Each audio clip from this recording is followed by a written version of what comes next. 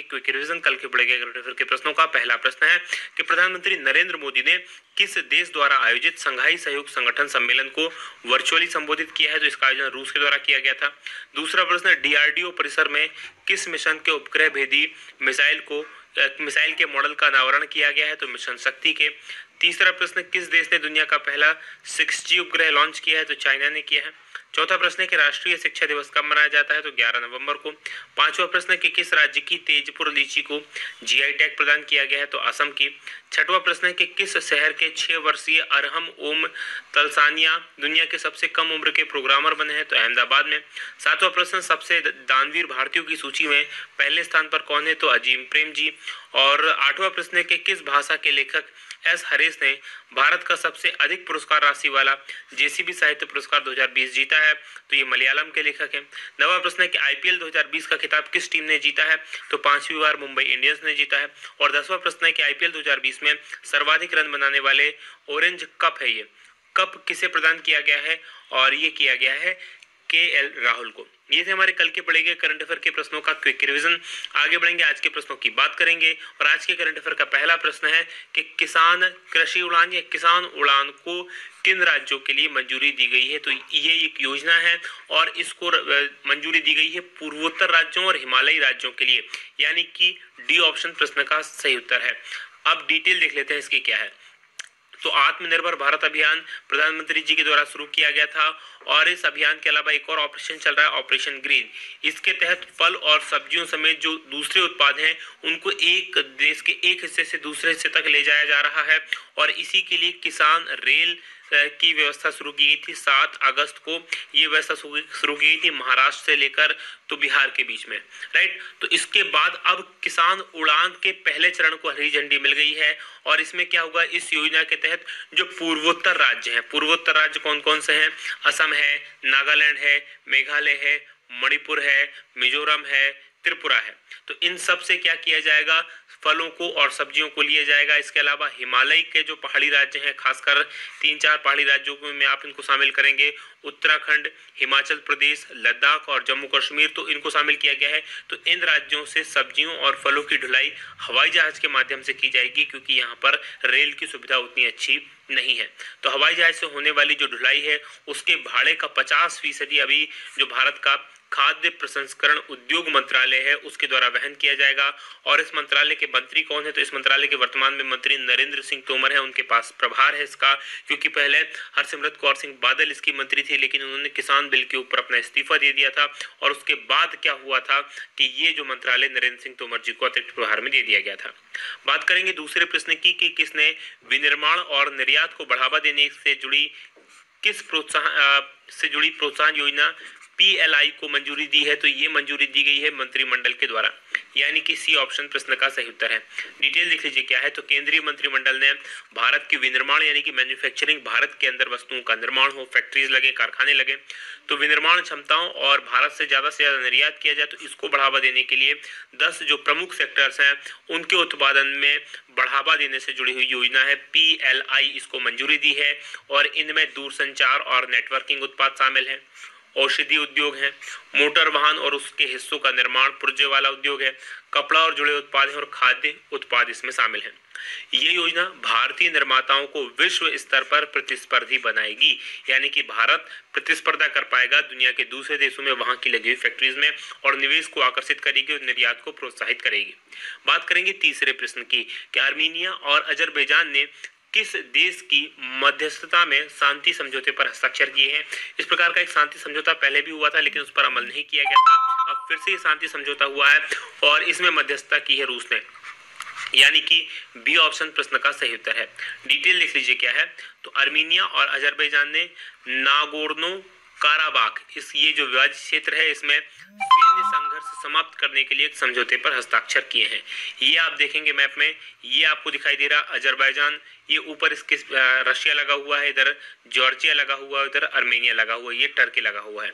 तो एक देश का साथ टर्की देता है और दूसरे देश का साथ रशिया देता है, राइट। तो यहाँ पर ये वो क्षेत्र है जिसपे क्या है, दोनों देश अपना अपना कब्जा बताते हैं। फिलहाल ये आर्मेनिया के कब्जे में है, राइट।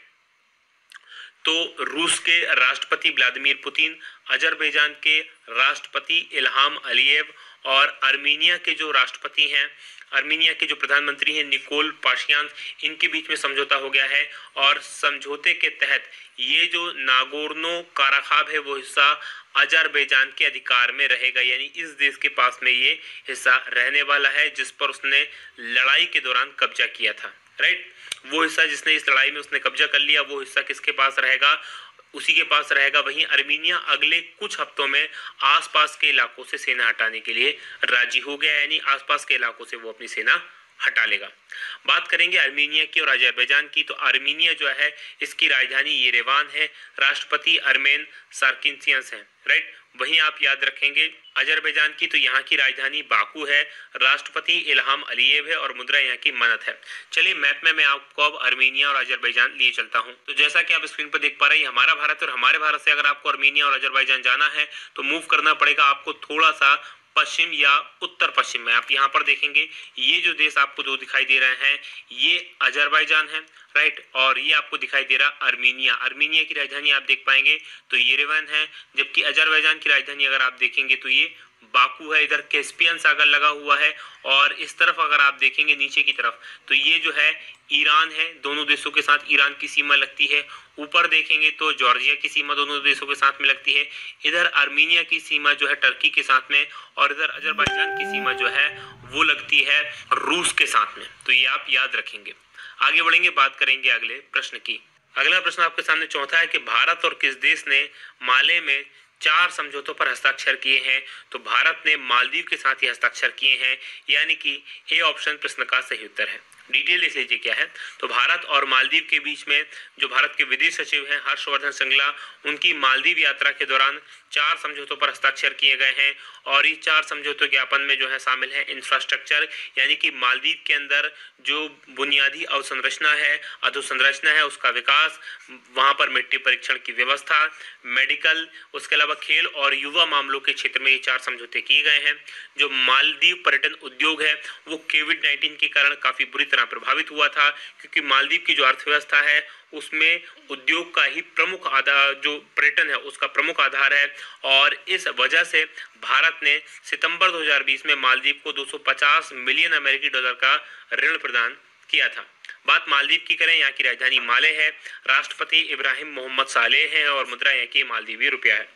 चलिए आगे बताऊं मैं मालदीव और भारत के बारे में, उसके बाद में मालदीव आपको मैप में लिए चलूंगा। तो ग्रेटर माले कनेक्टिविटी परियोजना के क्रियान्वयन के लिए भारत और मालदीव ने करीब 2,900 करोड़ रुपए के कर्ज समझौते पर हस्ताक्षर किए हैं। अब मैप में मैं आपको मालदीव लिए चलता हूं।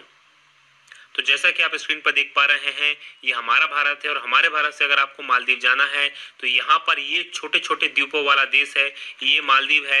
यहाँ पर देखेंगे तो इसकी राजधानी आप माले देख पा रहे होंगे, ये माले, ये मालदीव की राजधानी, काफी छोटे छोटे से द्वीप है, भारत के लक्षद्वीप के पास में ये स्थित है।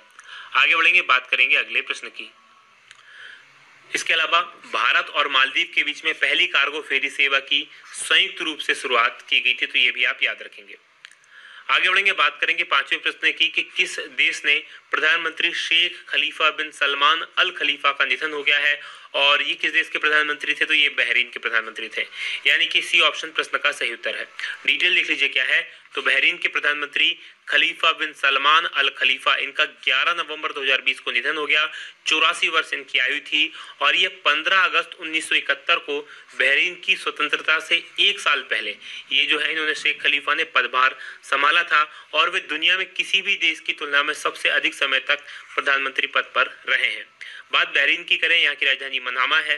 प्रधानमंत्री अभी तक HRH सलमान बिन हमास अल खलीफा यानी कि ये थे। अब नए खलीफा जैसे ही बनेंगे तो ये नए प्रधानमंत्री बनेंगे तो आपको बता दिया जाएगा। मुद्रा यहाँ की बहरीन दिनार है। चलिए मैप में मैं आपको बहरीन लिए चलता हूँ।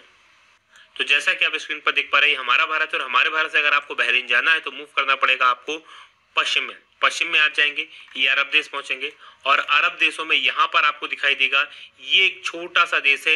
ये जो देश है ये बहरीन देश है, यहाँ पर आप देख पा रहे होंगे। राइट, ये देख लीजिएगा ग्रीन कलर का है, कहाँ पर है? पर्शियन गल्फ में स्थित है। कहाँ पर है ये? पर्शियन गल्फ में है। आसपास इस तरफ कतर है, हालांकि सीमा नहीं लगती लेकिन कतर पास में है, और इस तरफ सऊदी अरब है। आगे बढ़ेंगे, बात करेंगे अगले प्रश्न की। अगला प्रश्न आए उससे पहले मैं पिछले करंट अफेयर के बारे में आपको बता दूं कि इसराइल और बहरीन के बीच में औपचारिक राजनयिक संबंध स्थापित हो गए हैं। इसके लिए समझौता भी हुआ था और इसराइल ने अब 4 अरब देशों से इस प्रकार के समझौते किए हैं। इससे पहले यूएई के साथ किया था, उसके बाद में बहरीन और सबसे पहले मिस्र और जॉर्डन के साथ कर चुका है। बात करेंगे छठवें प्रश्न की कि किसने ऑनलाइन न्यूज व ओटीटी प्लेटफॉर्म आदि के विनियमन के लिए आदेश दिए हैं, और ये आदेश दिए गए हैं केंद्र सरकार के द्वारा, यानी कि ए ऑप्शन प्रश्न का सही उत्तर है। डिटेल देख लीजिए क्या है। तो केंद्र सरकार ने ऑनलाइन फिल्मों, दृश्य श्रव्य कार्यक्रमों, ऑनलाइन समाचार और समसामयिक विषयों के जो कार्यक्रम हैं उनको सूचना और प्रसारण मंत्रालय के अंतर्गत लाने का आदेश जारी कर दिया है। और इसके तहत अब नेटफ्लिक्स, हॉटस्टार, प्राइम वीडियो और ऑनलाइन न्यूज पोर्टल जैसे ओवर द इस प्रकार के जो ओटीटी प्लेटफॉर्म होते हैं, यानी कि ओवर द टॉप यानी कि ओटीटी प्लेटफॉर्म, इनके प्रसारण सूचना और प्रसारण मंत्रालय के दायरे में आ जाएंगे। वर्तमान में जो डिजिटल सामग्री होती है उसके विनियमन के लिए भारत में किसी भी प्रकार का कोई संगठन नहीं है, जबकि फिल्मों के लिए अलग संगठन है जो फिल्मों को प्रमाणन करता है, फिल्म प्रमाणन बोर्ड है। इसी प्रकार से टेलीविजन के लिए अलग है, उसी प्रकार से जो न्यूज़ होते हैं, न्यूज़ चैनल्स, उनके लिए अलग है। लेकिन इन ओटीटी प्लेटफॉर्म्स के लिए अभी तक किसी प्रकार का कोई जो है संस्था नहीं थी। बात करेंगे अब हम सातवें प्रश्न की कि बिहार चुनाव में राष्ट्रीय जनतांत्रिक गठबंधन यानी एनडीए को कितनी सीटें मिली हैं। तो एनडीए को जो है 125 सीटें मिली हैं, यानी कि डी ऑप्शन प्रश्न का सही उत्तर है। अब डिटेल देख लीजिए क्या है। तो बिहार में हाल ही में चुनाव हुए, जो राष्ट्रीय जनतांत्रिक गठबंधन यानी कि एनडीए है, इसने फिर सत्ता हासिल कर ली है और 243 सदस्यों की जो विधानसभा है उसमें उसको पूर्ण बहुमत मिल गया है। ये आपको याद रखना है। देखिए 243 की है यहाँ पर विधानसभा, तो बहुमत के लिए कितना चाहिए होता है, 122 सीटें बहुमत के लिए चाहिए होती हैं जिस पार्टी को यहाँ पर अपनी सरकार बनानी है, राइट। अब ऐसे में क्या है, जो एनडीए है उसको कितनी सीटें मिली हैं, तो एनडीए को यहाँ पर 125 सीटें मिली हैं, यानी कि बहुमत से 3 सीटें ज्यादा मिली हैं। जबकि जो विपक्षी गठबंधन था, महागठबंधन, उसको 110 सीटें हासिल की हैं और अन्य दलों को 8-8 सीटें मिली हैं। अब देखेंगे इसमें किस पार्टी ने कितनी सीट जीती है। तो बीजेपी ने 74 सीट जीती है और दूसरी सबसे बड़ी पार्टी रही है। जेडीयू ने 43 सीट जीती है। हिंदुस्तान आवाम मोर्चा, विकासशील इंसान पार्टी, इनको 4-4 सीटें मिली हैं और दोनों किस में शामिल थे, दोनों एनडीए में शामिल थे। ये एनडीए के घटक हैं 4। इसके अलावा जो राष्ट्रीय जनता दल था लालू जी के बेटे का, 75 सीट सबसे बड़ी पार्टी मिली है। कांग्रेस को यहाँ पर 19 सीटें मिली हैं, ये आपको याद रखना है। उसके अलावा अदर्स में देखेंगे तो पासवान जी के बेटे का एलजीपी, ये इसको केवल 1 सीट मिली है। ये ओवैसी साहब का एआईएमआईएम, इसको 5 सीटें मिली हैं। बीएसपी को 1 सीट मिली है और अदर को 1 सीट मिली, यानी अदर को 8 सीटें मिली हैं। जो महागठबंधन था उसको 110 सीटें मिली हैं और एनडीए को 125 सीटें मिली हैं। बात करें बिहार की, तो बिहार की राजधानी पटना है। मुख्यमंत्री अभी तक तो नीतीश कुमार हैं, आगे कौन होंगे देखा जाएगा। राज्यपाल फागू चौहान है। बढ़ेंगे 8वें प्रश्न की तरफ कि किसने Tata literature life time achievement award से सम्मानित किया गया है, और ये सम्मानित किया गया रस्किन बॉन्ड को, यानी कि ए ऑप्शन प्रश्न का सही उत्तर है। डिटेल लिख लीजिए क्या है। तो भारत के प्रसिद्ध लेखकों में से एक है रस्किन बॉन्ड, इनको Tata literature life time achievement award 2020 से सम्मानित किया गया है और इनके पास बच्चों और वयस्कों के लिए अलग अलग शैलियों में लिखी गई लगभग 100 पुस्तकों का अनुभव है, यानी इतनी पुस्तकें इन्होंने लिखी हैं। और इनकी प्रसिद्ध रचनाएं हैं room on the roof, blue umbrella, ये उनकी प्रसिद्ध रचनाएं हैं। बात करेंगे 9वें प्रश्न की कि प्रधानमंत्री कुसुम योजना का विस्तार किस वर्ष तक कर दिया गया है, और ये किया गया है 2022 तक के लिए, यानी कि बी ऑप्शन प्रश्न का सही उत्तर है। डिटेल लिख लीजिए क्या है। तो नवीन और नवीकरणीय ऊर्जा मंत्रालय, इस मंत्रालय ने प्रधानमंत्री किसान ऊर्जा सुरक्षा एवं उत्तम अभियान यानी कि प्रधानमंत्री कुसुम, इसके विस्तार के आदेश जारी कर दिए गए हैं और इस योजना का अब नया लक्ष्य रखा गया है 2022 तक और 30.8 गीगावाट की सौर क्षमता प्राप्त करना इसका लक्ष्य है। इसके अलावा 17.50 यानी 17.5 लाख सिंचाई पंप लगाने का भी इसमें लक्ष्य है। और ग्रिड से अब तक जो है, इसके अलावा भारत के किसानों को सौर पंप, ग्रिड से जुड़े हुए सौर ऊर्जा और अन्य नवीकरणीय बिजली संयंत्रों को स्थापित करने के लिए ये जो है योजना शुरू की गई है। बात करेंगे 10वें प्रश्न की कि स्कूबी डू ये कार्टून कैरेक्टर है, इसके सह निर्माता का नाम क्या था जिनका हाल ही में निधन हो गया है, और इनका नाम है कैन स्पियर्स, यानी कि डी ऑप्शन प्रश्न का सही उत्तर है। आप में से देखा होगा क्या ये वाला स्कूबी डूबी डू करके बोलता था इसमें, राइट। तो इसकी डिटेल लिख लीजिए क्या है। तो अमेरिका का ये टेलीविजन कार्टून कैरेक्टर है, और अमेरिकी टेलीविजन संपादक, लेखक और निर्माता केन स्पियर्स, जो लोकप्रिय एनिमेटेड सीरीज स्कूबी डू इसके सह निर्माता थे, उनका निधन हो गया है। और वो जो रूबी, याद रखिएगा नाम है व्यक्ति का, जो रूबी, ये भी स्कूबी डू के सह निर्माता थे। इनकी television animation production company Ruby Spears production के सह संस्थापक भी थे। स्पियर्स और रूबी ने साथ मिलकर Scooby Doo, Dynomutt, dog wonder and Jabberjaw इस प्रकार के कार्यक्रम बनाए थे।